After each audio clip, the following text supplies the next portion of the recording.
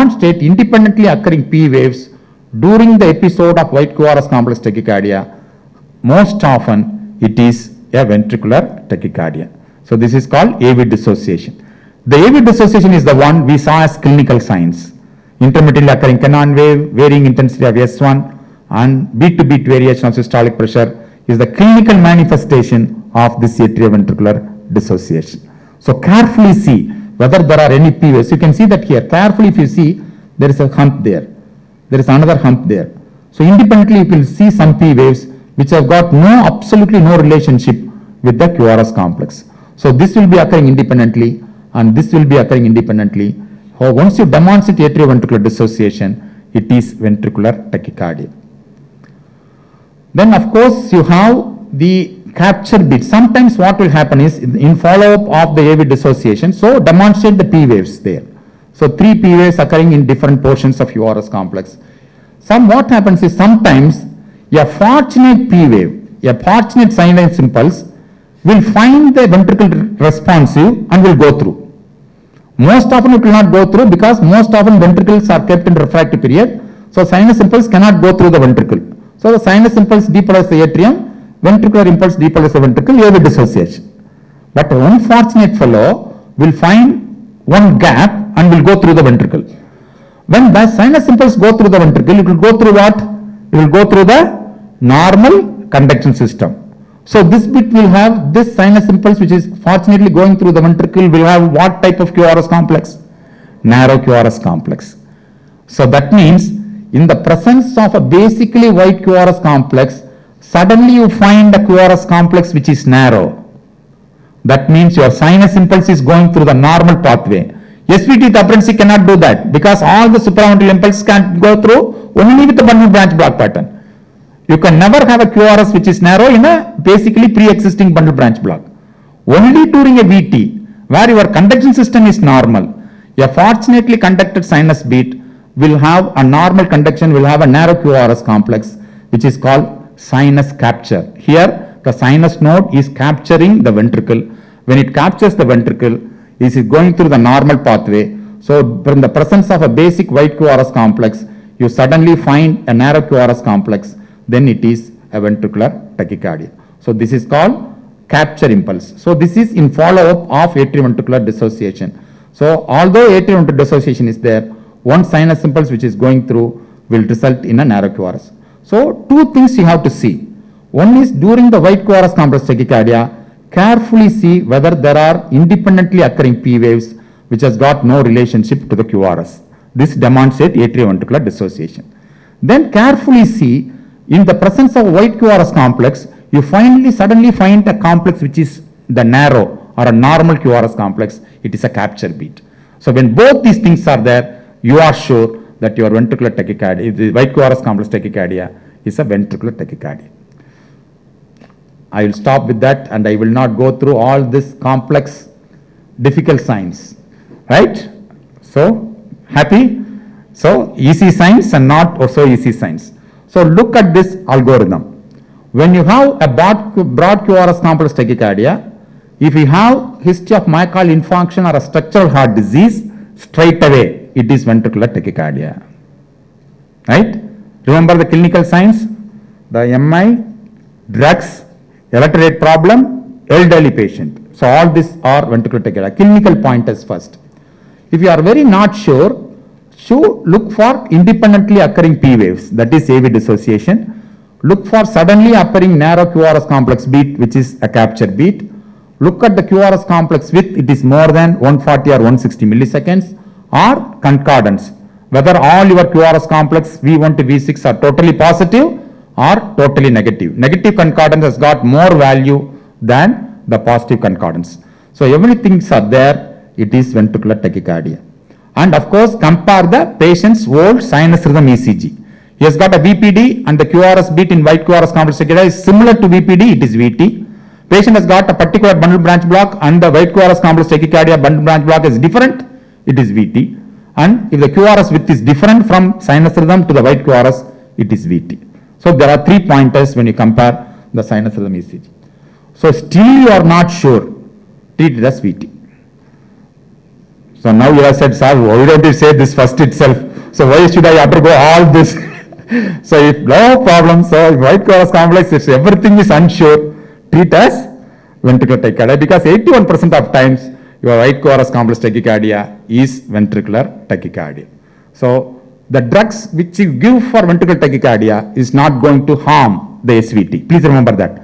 The drugs you are going to give for VT is not going to do harm for SVT. You are going to give lignocaine or amiodarone, which is not going to harm SVT. Whereas the drugs you give for SVT will harm the VT, like your verapamil, digoxin and adenosine will harm VT. That's why you are not supposed to treat VT as SVT, but you can treat SVT as VT. Enough confusion is complete. Confusion is complete. Right? So you can treat VT, you cannot treat VT as SVT. So that's why if you are not sure, treat as VT. There are three types of white QRS complex irregular tachycardia. Now we have finished this. Now there are three types of white QRS complex irregular tachycardia. I will give a very simple diagnostic points to diagnose that. Here you can see white QRS complex tachycardia. It is irregular, isn't it? You see the RR interval. It is wider here, it is shorter here, wider here, keep on changing. So here it is one of the example of white QRS complex irregular tachycardia. The commonest is whenever you have an atrial fibrillation with a pre-existing bundle branch block. I have a left bundle here, it's a left bundle branch block. This fellow develops atrial fibrillation. That means what? All your fibrillary impulse will go through the intact right bundle and depolarize the left ventricle through the muscle. So you will have even the atrial fibrillation will have a white QRS complex tachycardia. So during the white QRS complex tachycardia, if it is irregular, most common is atrial fibrillation with a pre-existing bundle branch block. Whereas here you can see in a given single lead, all your QRS complexes are similar. All your QRS complexes are similar in the width and in the direction. All complexes are positive and all complexes have got similar QRS configuration and duration. So width is same, direction is same and the configuration is same. It is atrial fibrillation with a bundle branch block. Whereas look at this ECG. Here once again the QRS complex is irregular. You see the rate here, see the rate here. It is absolutely irregular white QRS complex tachycardia. But here see the each one of your QRS complex is changing. See the QRS complex here, see the QRS complex here, see the QRS complex here. So they are changing in width. They are changing in width and configuration, but the direction remains same. Everything is positive, it is positive. Everything is positive here, but in positive QRS complexes, each one of your QRS complexes is changing the configuration.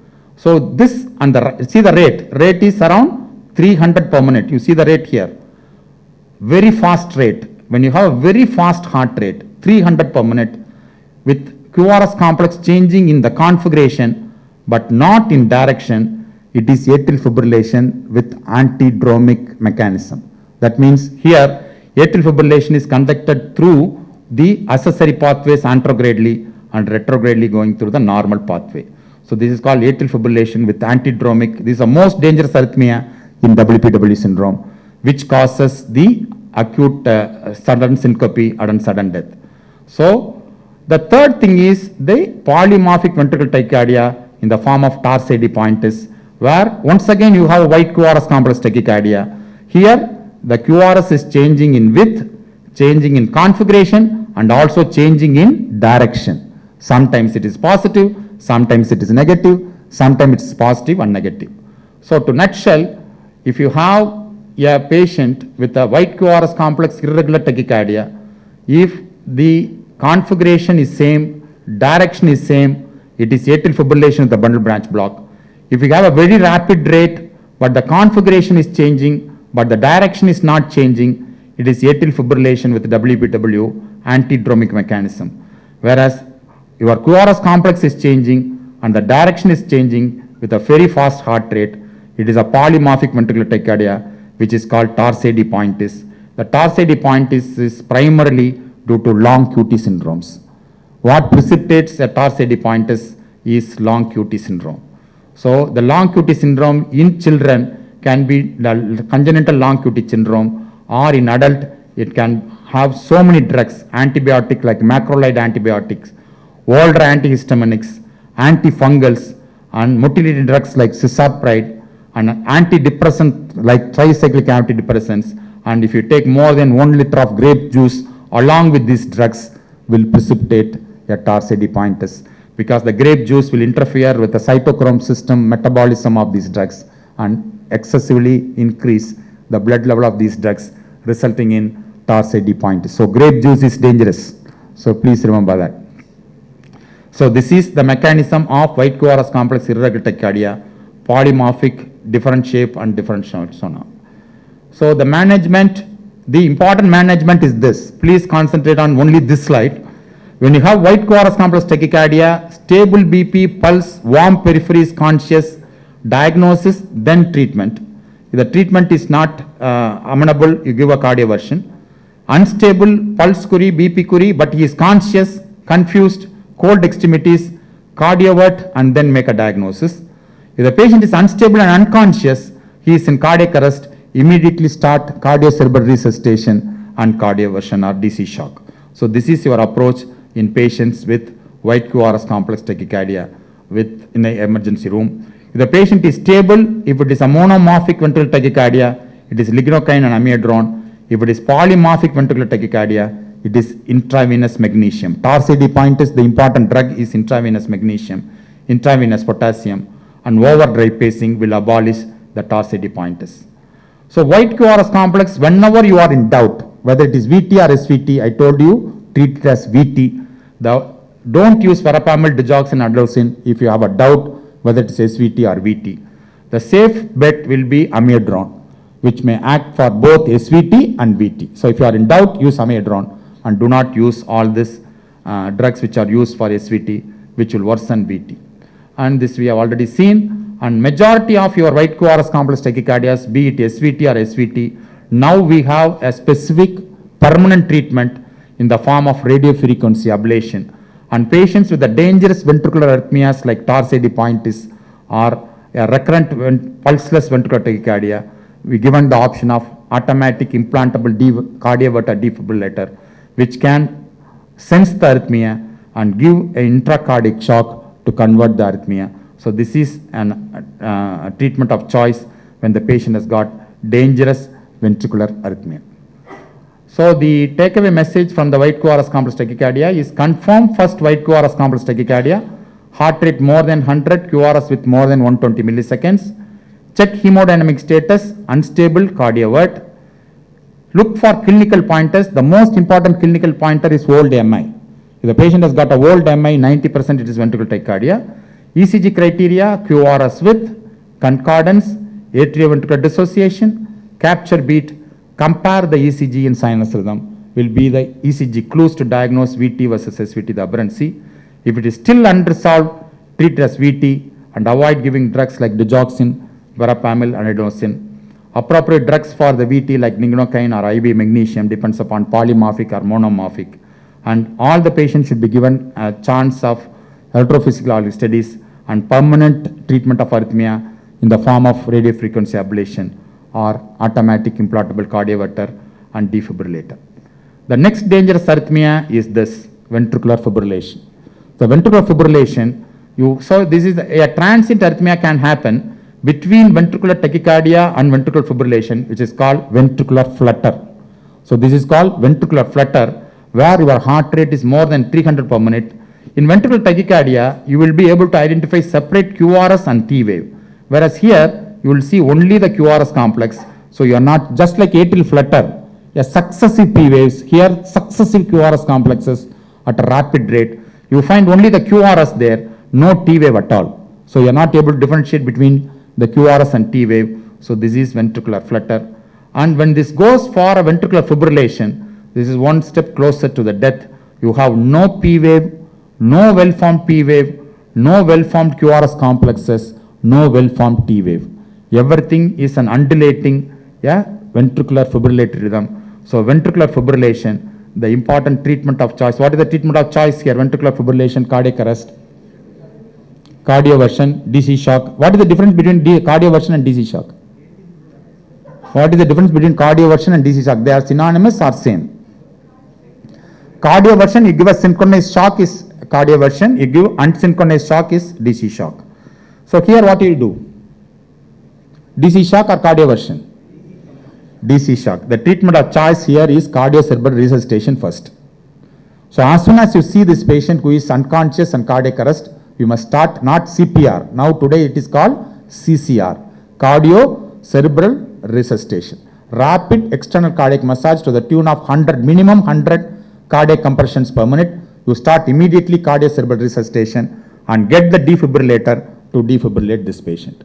Because when the patient is going on ventricular fibrillation, the defibrillator is in the next room, the pad is not there, the paste is not there. By the time that fellow comes, bringing the defibrillator, everything is over within 3 minutes.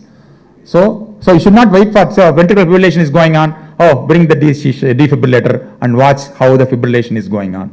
It's not the treatment. So immediately what you must do is start a CCR immediately. Keep the circulation with your effective cardiac massage. Now the concept is not to give in cardiac arrest, not to give external respiration. It is only cardiac massage, effective cardiac massage more than 100 per minute, more than 100 per minute for till the defibrillator arrives. Somebody paddles it, somebody pastes it and give you, charge it. By the time you charge it will not charge. It will take 1 minute to charge. By the time ventricular fibrillation will be going on. So by the time it charges and brief moment of time, you stop the compressions, give a shock for a second. Don't even look whether the impulse is restored or sinus rhythm is restored. Start cardiac compressions again till the good pointer towards the reversion to sinus rhythm is the patient hitting you. Right? It is not the monitor. So as soon as the feed comes, he will hit you. So that is a sign that he has recovered. Then he is restored sinus rhythm. Because so far he is unconscious. So he will be giving 100 compressions per minute. So that is not aware. But once the cerebral circulation is restored, he has become conscious. He finds somebody is pumping him. Somebody is hitting him. So he will become angry and start hitting you. That is a good sign that you have reverted to sinus rhythm rather than the monitor showing the sinus rhythm. Right? So this is a sign you must watch. Till that time, you must keep on giving the external cardiac massage. So the first treatment of choice for this CCG is what? CCR, not DC shock. CCR followed by DC shock. Right. This is a summary. Narrow QRS complex tachycardia less than 0.12 seconds. Regular tachycardia. If the P wave is in front, it is atrial tachycardia. Faster atrial rate, it is atrial flutter. No P wave in front or back, no P wave at all. Retrograde P wave is simultaneously happening. It is AV nodal re-entry. If the retrograde P wave is happening after the QRS, it is atrioventricular reciprocating tachycardia. If the narrow QRS complex is irregular tachycardia, please remember only one tachycardia, which is atrial fibrillation. Absent P wave, fibrillary waves and irregular QRS. If the patient has got a white QRS complex tachycardia more than 1.12 second, if you take out immediately separately QRS complex and the T wave, it is a regular QRS, white QRS complex tachycardia. Two important different diagnoses, VT and SVT aberrancy. We have told you the clinical pointers and clinical signs to differentiate between these two. If the ventricular tachycardia is irregular, white QRS complex tachycardia is irregular, commonest is atrial fibrillation with the WPW syndrome. The normal, same configuration, same width, only the RR interval is varying. Whereas atrial fibrillation with the pre-existing or WPW syndrome, you will have a change in the QRS complex, very rapid rate. Whereas both QRS complex changes in width and direction, it is polymorphic ventricular tachycardia. IV magnesium, pacer here, atrial fibrillation and the atrial bundle branch block, you must cardiovert or give drugs. So if the QRS is very fast and you make out only the QRS without the T wave, it is ventricular flutter. Whereas if you don't make out any P wave, well-formed QRS or T wave, it is ventricular fibrillation. The first treatment of choice is cardiocerebral resuscitation and followed by DC shock. Is in nutshell your approach to all tachycardias, be it is narrow QRS complex tachycardia or white QRS complex tachycardia. I know this is more complex, but just remember, if you are not very sure about it, 2 or 3 things. Narrow QRS, regular tachycardia, junctional or atrial. If you are able to identify that, good enough. Irregular atrial fibrillation. White QRS complex tachycardia, SVT or VT with aberrancy, simple signs, clinical signs, white QRS, dissociation, concordance, differentiate these two. Ventricular fibrillation, the irregular tachycardia, it is always tarsade and atrial fibrillation with a bundle branch block. I told you the difference. And the most dangerous arrhythmia is ventricular fibrillation. So ventricular fibrillation, as you know, the cardiocerebral resuscitation is the first point you must employ.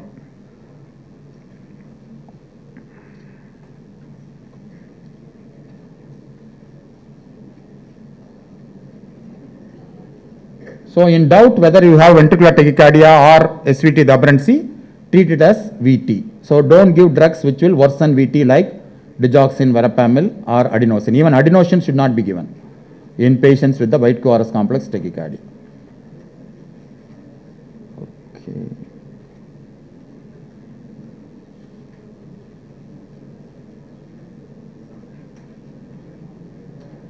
So very simple questions now. Which is not narrow QRS complex tachycardia? AVNRT, VT, AF, PAT. Which is not narrow QRS complex tachycardia? Wake up now.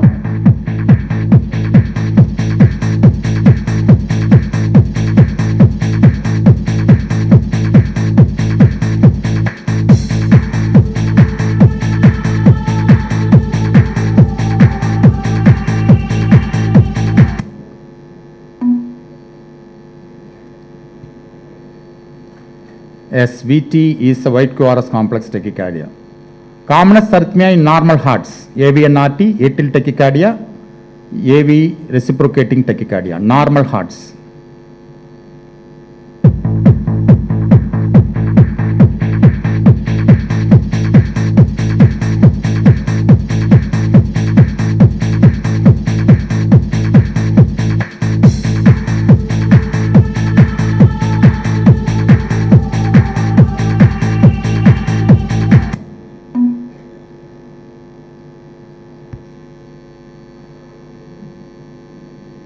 So atrial tachycardia, 1/4 of you are saying that it can happen in normal hearts. Atrial tachycardia happen most often in deceased hearts.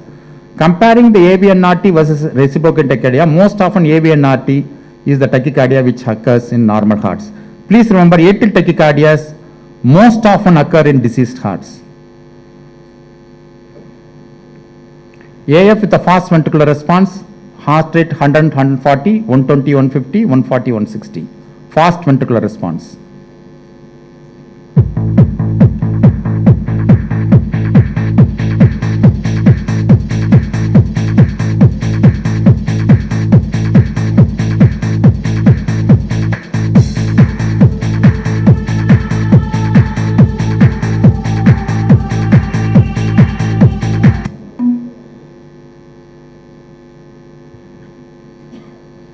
Right, 100 to 140 is the right answer. More than 140, it is rapid ventricular response, not fast ventricular response. It's a rapid ventricular response. The fast ventricular response is 100 to 140. The average heart rate, we told you how to calculate the heart rate for atrial fibrillation. All of the following are white QRS regular tachycardia, except VT, SVT, the aberrancy, torsade pointis.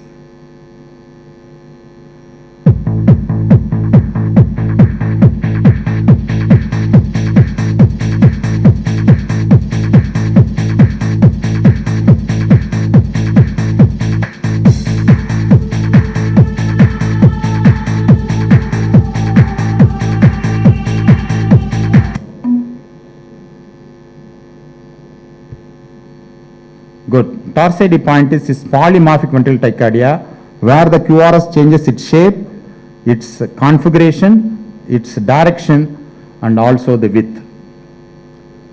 The immediate treatment for VF, DC shock, lignocaine, CCR, praying.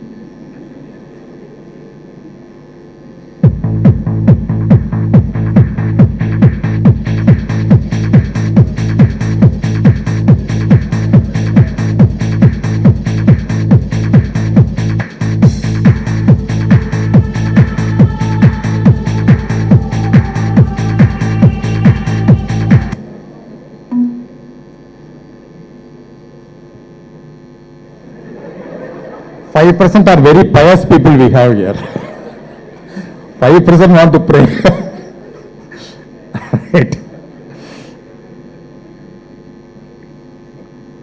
The most difficult arrhythmia, AVNRT, VT, AVRT, sinus tachycardia.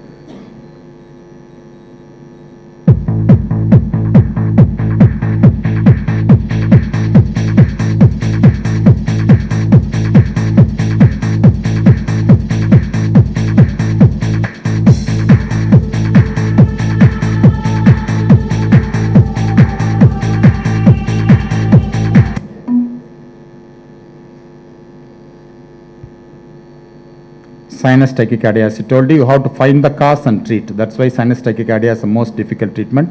Don't jump to treat sinus tachycardia. Many times it is compensatory. Right? This CCG, VT, HVT, the aberrancy, WPW, and there are certain arrows to help you. This is a white QRS complex tachycardia, isn't it? It's a white QRS complex regular tachycardia. So what are the three options we have given you? VT, SVT, the aberrancy, and WPW. And there are certain arrows telling you certain things are happening there.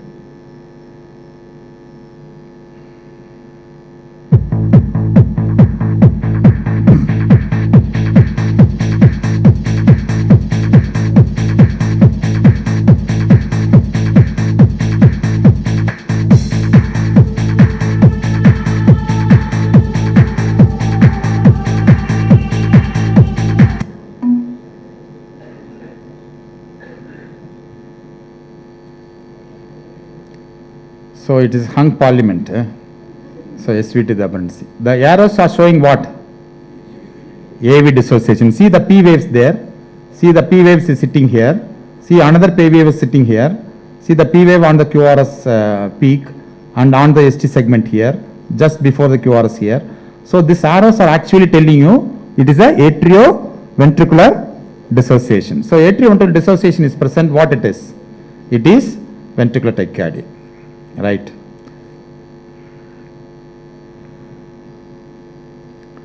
This is a narrow QRS complex tachycardia, isn't it? It's a narrow QRS complex tachycardia. This ECG is VT, AVNRT, AVRT, or atrial fibrillation. Reciprocating tachycardia or AVNRT, re-entry tachycardia. Yes. Look at the P waves, whether the P waves are there or not, retrograde P waves.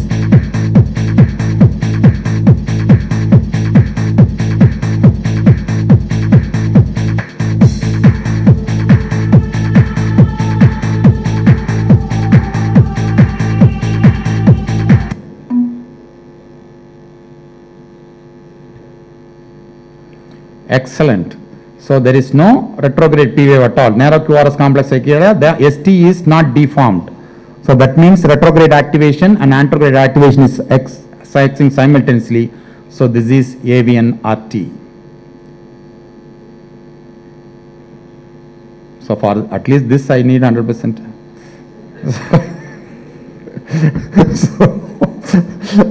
Right? So this ECG, PAT, atrial flutter, atrial fibrillation. Good. Yes. See the RR interval.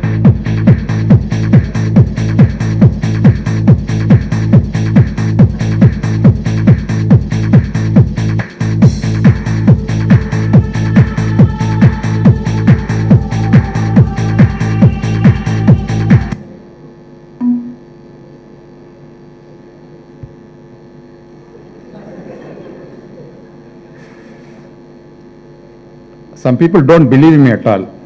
They are thinking that I am showing a wrong answer and then selecting as a wrong answer. 2% are not believing me at all. So it is atrial fibrillation, absent P wave, irregular RR interval with fibrillary wave. So that is your atrial fibrillation. 84 years palpitation, you can see this tachycardia going. Treatment DC shock, magnesium, obstetric principle.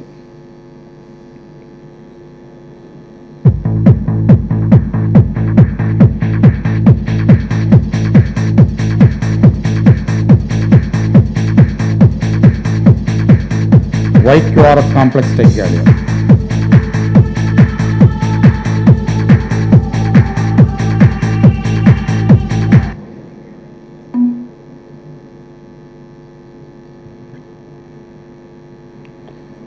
53 want to give magnesium, 9% want to shock the patient. What is obstetric principle? So without that you are answering, yeah? 40% are answering without knowing what is obstetric principle because I have pressed that. Not wait and watch, masterly inactivity. Obstetric principle is masterly inactivity. That inactivity is also masterly. So that masterly inactivity is obstetric principle. But of course with watchful expectancy. So other half you usually don't say. We usually says it's a masterly inactivity with a watchful expectancy. Here you can see, you think it is a polymorphic ventricular tachycardia. All the ECGs are simultaneously recorded ECGs. The computer ECG, as your L1 is being recorded, your L2 is recorded and L3 is recorded.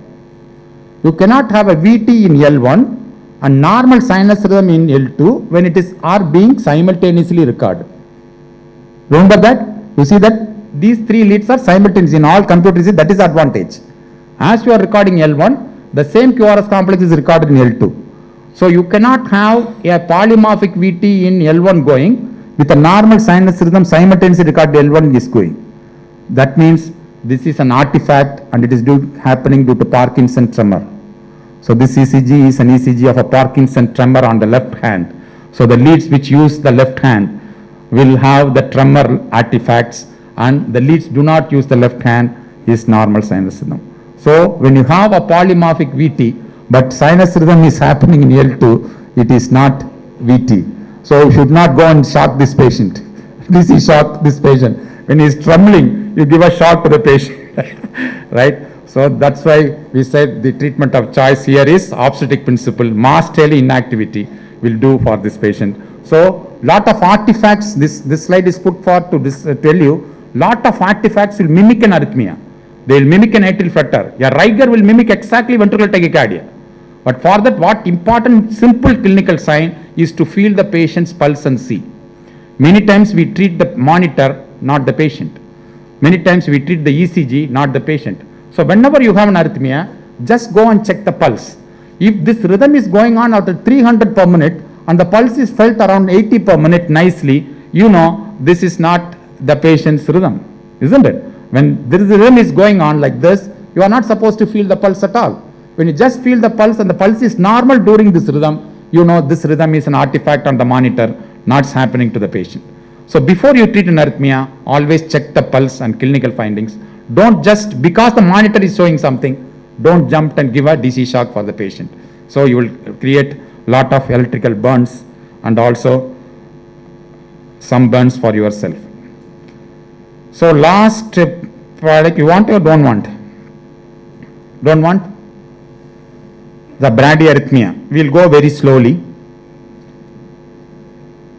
And it's not very complex to understand like arrhythmias, tachyarrhythmias. We will finish off with that.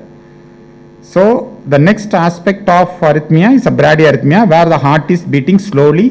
And remember the sinus rhythm. In a bradycardia, bradycardia, the heart rate is less than 60 per minute.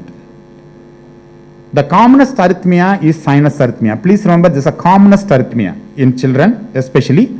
In sinus arrhythmia, the heart rate quickens in inspiration and slows down in expiration commonly in children, which is called phasic sinus arrhythmia. So whenever the heart rate changes with the respiration, it is called respiratory sinus arrhythmia. If the spontaneously the heart rate is slowing and becoming fast, it is called non-respiratory sinus arrhythmia. So the faster cycle and slow cycles are going on. The commonest arrhythmia in children, the heart rate is faster in inspiration and slower in expiration. It does not require treatment. The AST abolishes the sinus arrhythmia in children, and right coronary disease produce sinus arrhythmia in adults. So in simple terms, the presence of sinus arrhythmia in adult is abnormal. The absence of sinus arrhythmia in children is abnormal. So absence of sinus arrhythmia produced by large AST in children. The presence of sinus arrhythmia is produced by RCA disease. Why RCA disease? Right coronary supplies the sinus node. So when the sinus node becomes ischemic, it fires irregularly and it is not related to the respiration. So most often adult sinus arrhythmia is non-respiratory. Children's sinus arrhythmia is respiratory. Sir, please welcome, sir. Welcome. So you can see that the heart rate is quickening and becoming slower in inspiration and expiration. So this is, we welcome Dr. Rajan, the former Dean of Stanley Medical College.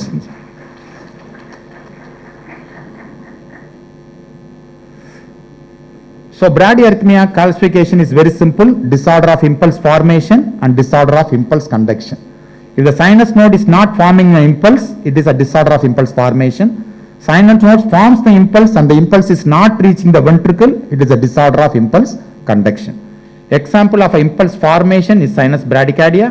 In terms of impulse conduction is atrioventricular block. Here the sinus node forms the impulse, but the impulse is not reaching the ventricle because of atrioventricular block. Sinus bradycardia, the sinus node is forming the impulse at a lower rate, so you have the heart rate less than 60 per minute. Commonest cause of sinus bradycardia is athletes during sleep, right coronary disease, hypothyroidism, hyperkalemia, and commonest cause of sinus bradycardia is ourselves: digoxin, beta blockers, calcium blockers, and intracardial tension. So just like I told you about sinus tachycardia, in sinus bradycardia you always find the cause rather than jump to treat a sinus bradycardia. The treatment, the diagnosis of sinus bradycardia is all the criteria for the sinus rhythm is fulfilled except the rate is less than 60 per minute. All the other criteria is there. Then you must understand a pause. A pause is a situation where the QRS is not found. The heart forgets to produce a depolarization. That is your pause. So the pause is a period in which there is no QRS, is called pause. So this is a pause. So suddenly you can see that beats are coming. Suddenly there is no beat coming. This is a pause. So if the P is not coming at the next expected place, or the P is not followed by the QRS, there are two reasons for a pause. Inside the pause, the P itself is not happening, means the sinus node is not producing impulse. Whereas if you have inside the pause, if there is a P wave which is not followed by QRS complex, you know, sinus rhythm has produced an impulse, atrial depolarization has happened, but that is not going to the ventricle. So here it is a disorder of impulse formation, here it is a disorder of impulse conduction. So any pause you have to differentiate between these two. So you can look at these two examples. Suddenly there is a place in which there is no QRS, but inside this pause you do not have any P wave. That means no sinus rhythm activity at all. So this is what pause? Sinus pause. Here the sinus node is not producing an impulse. This is a disorder of impulse formation. Whereas you can see it here in this pause, there is a P wave which is occurring, but it is not followed by QRS complex, means sinus node has produced an impulse, atrial depolarization has occurred, but this is not going to the ventricle. So that's why inside the pause, if you look for blocked P waves, if it is present, it is an AV block. If there are no P waves, it is sinus pause. Is that clear? Now we go and see what are the types of AV block. Sinus pause. So another example of ECG, you can see the pause here. Suddenly you have a long period in which there is no QRS. Here there is a P wave there and it is not followed by QRS complex. So what pause this is? This is atrioventricular block. So atrioventricular blocks are divided into three types. One is first degree atrioventricular block, second degree atrioventricular block. There are two types of second degree atrioventricular blocks, type 1 and type 2. And there is a third degree atrioventricular block, which can be a suprahis variety or an infrahis variety. So in first degree heart block, all P waves are conducted with the delay. In second degree atrioventricular block, some of the P waves are conducted with a delay. And in the third degree atrioventricular block, none of the P waves are conducted to the ventricles. So the ventricles are governed by either a secondary pacemaker like junction or the ventricle. So first degree, all P waves are conducted with delay. Second degree, some are conducted and some are not conducted. Whereas in third degree, none are conducted. So first degree atrioventricular block, you will have all P waves are going to be followed by QRS complex, but with a long PR interval. What is a normal PR interval? 0.21. So more than 0.21. The first degree atrioventricular block, the importance is whenever it is isolated. So whenever you have a long PR interval, two things you have to see. One is whether the QRS is normal or abnormal. The normal QRS, the prolonged PR interval most often may not require any treatment, but you must carefully look at the drug history. Many times the drugs we use like amiodarone, beta blocker or verapamil or digoxin is producing the prolonged PR interval. So first go into the drug history. When it is isolated facility atrial ventricular